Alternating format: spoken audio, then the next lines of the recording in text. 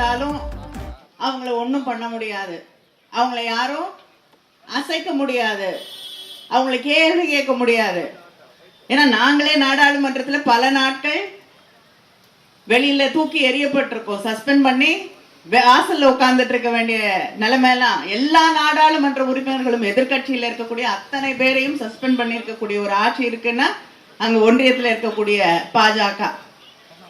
நாங்கெல்லாம் கேட்க முடியாதத, நாங்கெல்லாம் செய்ய முடியாதத அவங்க இடத்துக்கு கூட போய் பார்க்க முடியாதுன்னு நேத்து டெல்லியிலே ஜந்தர் மந்தர்ல போராடிய மாணவர்களை பார்ப்பதற்காக ஆட்சி அதிகாரம் அரசாங்கம் அவங்கள பார்த்து பேச்சுவார்த்தை நடத்தி இருக்கிறது.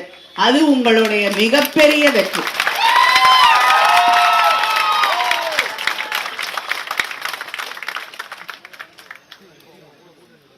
உங்களுக்கு அத்தனை பேருக்கும் நல்லா தெரியும், நீட் வேணான்னு முதல் குரல் தமிழகத்திலிருந்து வந்த குரல் தான். நீட் இருக்கக்கூடாதுன்னு நீதிமன்றத்திற்கு போனது தமிழ்நாட்டில் இருக்கக்கூடிய அனிதா என்ற மாணவி. அதனால நம்ம முதலா ஆரம்பித்த போராட்டம் இன்னைக்கு நாடு முழுவதும் எதிரொலிக்க துவங்கி இருக்கிறது. மாணவர்கள் டெல்லியில, நாடு முழுவதும் ஒவ்வொரு பகுதியிலையும் இந்த நீட்டுக்கு எதிராக போராடி கொண்டிருக்கிறார்கள். நாங்க ப்ரிப்பேர் பண்ணிட்டு போறோம், லீக்ஸ் இருக்கு, கொஸ்டின் பேப்பர் லீக் இருக்கு, இது நேர்மையாக நடக்கவில்லை இந்த எக்ஸாம் அப்படின்னு போராடி கொண்டிருக்கக்கூடிய சூழலை தாண்டி இங்க பேசிய மாணவர் சொன்னது போல நீட்டோடைய எக்ஸாம் ஸ்கேம் இல்ல, நீட்டே ஸ்கேம் அப்படிங்கறதா உண்மை. நம்ம படிக்கிற சிலபஸ் வேற, நம்ம பள்ளியில படிக்கக்கூடிய விஷயங்கள் வேற, நீங்க பரீட்சை வச்சு கேட்கிற கேள்வி வேற. ஆனா இதுவரைக்கும் தமிழ் உலகம் முழுவதும் இருக்கக்கூடிய பல நாடுகள்ல பல பெரிய பெரிய ஹாஸ்பிட்டல்ஸ்ல தமிழ்நாட்டில இருந்து டாக்டர்ஸ் அங்க பணியாற்றி கொண்டிருக்கிறார்கள்.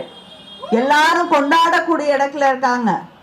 ஆனா நீட்டெல்லாம் அவங்க எழுதி பாஸ் பண்ணிட்டு வரல. இன்னைக்கு நாடு முழுவதும் இருக்கக்கூடிய மிகச்சிறந்த தலை சிறந்த டாக்டர்ஸ் தமிழ்நாட்டில இருந்து போனவங்க. அவங்க யாரும் நீட்டெல்லாம் தாண்டி வர வேண்டிய அவசியமே இல்லை. ஏன்னா ஆர்வம் இருந்தவர்கள் படித்தார்கள். நீட் வரதுக்கு முன்னாடி யாருக்கெல்லாம் மருத்துவர்கள் ஆக வேண்டுமோ, மக்களை சந்திக்க வேண்டுமோ, அவங்களுக்கு உதவி செய்ய வேண்டுமோ அவங்க படிச்சாங்க. இப்ப யாருக்கெல்லாம் வசதி வாய்ப்பு இருக்கோ, யாரெல்லாம் கோச்சிங் சென்டருக்கு போக முடியுமோ அவங்க இன்னைக்கு நீட் பாஸ் பண்ணிட்டு டாக்டர்ஸா போகக்கூடிய ஒரு சூழலை இந்த நீட் எக்ஸாம்ஸ் உருவாக்கி இருக்கு. அதனாலதான் தொடர்ந்து நீட்டை பேன் பண்ணுங்க, நீட் வேண்டாம்.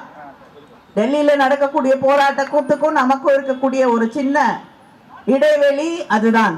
நம்ம நீட்டே வேணாங்கிறோம், அவங்க நீட்டை ஒழுங்கா நடத்துங்கிறாரு. நீட்டை நடத்தக்கூடிய அமைச்சரை வீட்டுக்கு அனுப்புங்கிறாங்க. நேற்று வரைக்கும் ஆட்சி அதிகாரத்தில் இருக்கக்கூடிய ஒன்றிய அரசாங்கம் அதற்கு ஒத்துக்கொள்ளல. இன்னைக்கு மறுபடியும் பேசுறேன்னு சொல்லிட்டு போயிருக்காங்க. நிச்சயமா வழிக்கு வந்துருவாங்க அப்படிங்கிற நம்பிக்கை இங்க இருக்கக்கூடிய அத்தனை பேருக்கும் இருக்கு.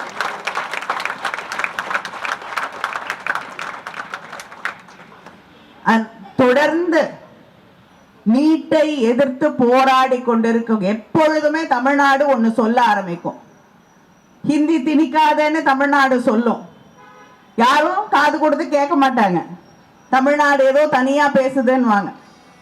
அதுக்கப்புறம் கொஞ்ச நாளைக்கு பிறகு தன்னுடைய மொழி தன்னிடமிருந்து பறிக்கப்படும் பொழுது அதை உணர்ந்து கொண்டு ஹிந்தி வேணான்னு நாடு முழுவதும் பேசும்.